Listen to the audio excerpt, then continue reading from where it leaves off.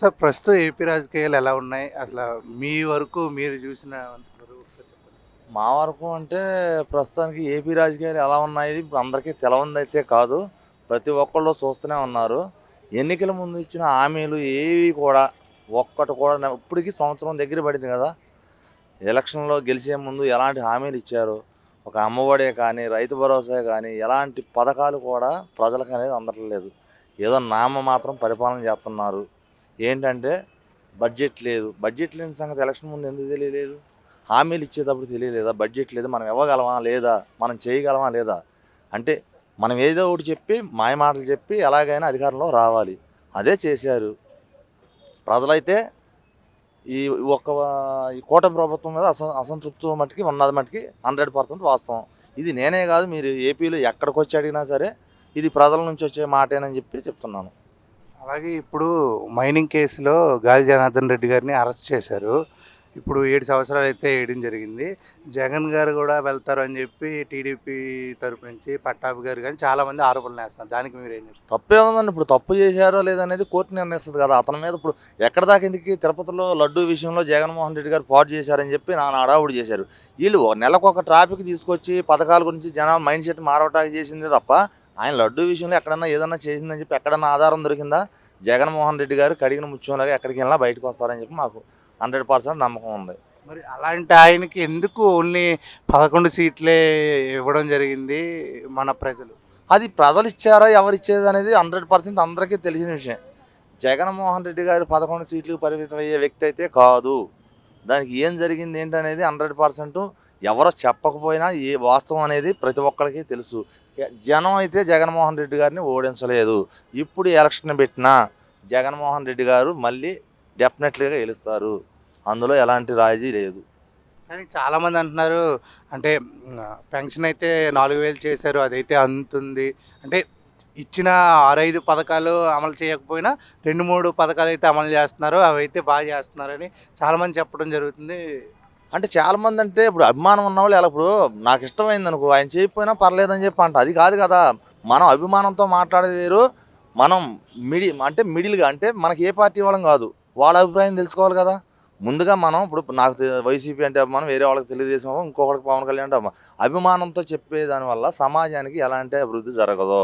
ప్రతి ఒక్కరికి జగన్మోహన్ రెడ్డి గారి హయాంలో నేను నా పార్టీకి ఓటు వేయని వాళ్ళైనా సరే పథకం వెళ్ళాలి అన్న జగన్మోహన్ రెడ్డి గారు ఇప్పుడు తెలుగుదేశం ప్రభుత్వంలో కూటమి ప్రభుత్వంలో వైసీపీ వాళ్ళని సచివాలయంలోకి రావద్దు, వైసీపీ వాళ్ళకి పనిచేస్తే ఊరుకోము వింటున్నారా లేదా? వాస్తవం కాదా చెప్పండి.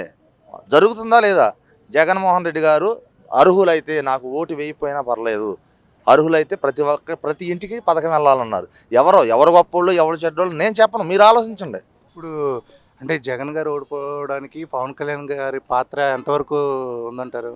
ఎంతవరకు ఇప్పుడు పవన్ కళ్యాణ్ గారి గురించి మనం మాట్లాడితే ఏదో మేము ఒకప్పుడు పవన్ కళ్యాణ్ ఫ్యాన్స్ అండి. 100% మెగాస్టార్ చిరంజీవి గారు ఠాగూర్ 100 ఫంక్షన్కి మేము ఫంక్షన్లు చేసాము, డ్యాన్స్ ప్రోగ్రాంలు పెట్టాము.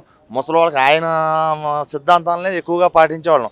ఆ రోజుల్లోనే ముసలోళ్ళు ఎక్కడైతే ఉన్నారో వాళ్ళని వెతికి మరి తల ఒక 100-200 డొనేషన్ వేసుకొని ఎక్కడైతే ముసలోళ్ళు ఉన్నారో వాళ్ళు ఇబ్బంది పడుతున్నారు. చలికాలం అప్పుడు దుప్పట్లు పంపిణీలు చేసాం. మెగాస్టార్ గారు అభిమానులు అంటే ఆయన సిద్ధాంతం రక్తదానాలు కానీ బోడని చేసాం. అలాగే పవన్ కళ్యాణ్ గారు అన్న మేము అభిమానించాం.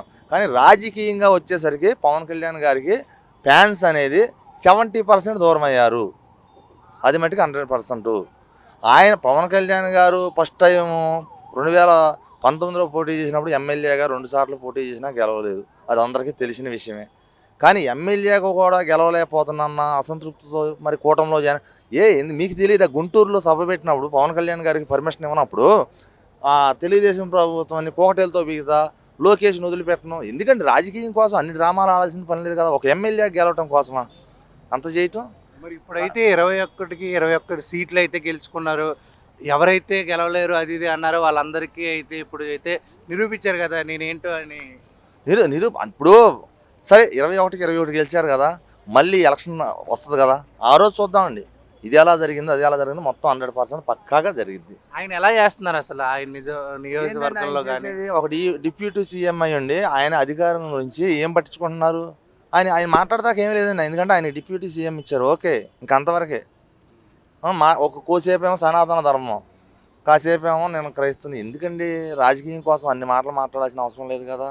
వాళ్ళ అబ్బాయికి యాక్సిడెంట్ అయినా సరే ఆయన ని పక్కన పెట్టేసి చాలా బాగా చేస్తున్నారని చెప్పి ఆ పిఠాపురంలో కానీ అందరూ చాలామంది బాగా చెప్తున్నారు. తప్పు లేదండి, అక్కడ వాళ్ళకి మనమైతే అక్కడికి వెళ్ళి చూడం కదా.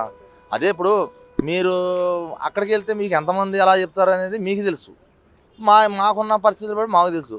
వాస్తవంగా అయితే పిఠాపురంలో చేశారా, లేకపోతే ఇంకొక ఏలూరులో చేశారా, లేకపోతే అనంతపురంలో చేశారా, విశాఖపట్నంలో చేశారా కాదు, స్టేట్ వైడ్గా ఇచ్చిన హామీలు ఎన్ని నెరవేర్చారు.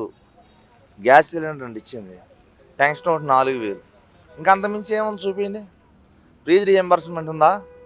ఈ సంవత్సరం కరెక్ట్గా నేనున్న నాకు 2 పిల్లలు, ఒక పిల్లకే వచ్చేది అమ్మఒడి, హ్యాపీయే. ఇప్పుడు ఏదండి వస్తుందని గ్యారంటీ ఉందా?